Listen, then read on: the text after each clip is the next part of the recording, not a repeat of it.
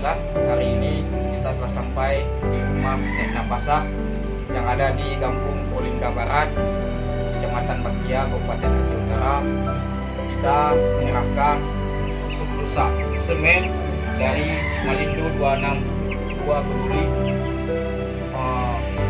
Polda Riau untuk pembangunan rumah Nek Napasah.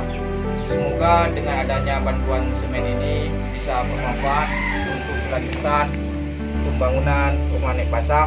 Kita bisa lihat sendiri kondisi Nek Napasah sedang sakit dan suami beliau juga sakit juga, merupakan seorang tuli. Inilah kita bisa lihat sendiri kondisi rumah Nek Napasah. Insya Allah dengan adanya bantuan ini bisa membangun rumah Nek Napasah, dan apabila ada saudara-saudara musliman yang mau membantu boleh langsung menghubungi saudara kita Bang Malindo sehingga nanti bisa kita lakukan pembangunan rumah Nek Napasah. Sekian, billahi taufiq wal hidayah. Assalamualaikum warahmatullahi wabarakatuh.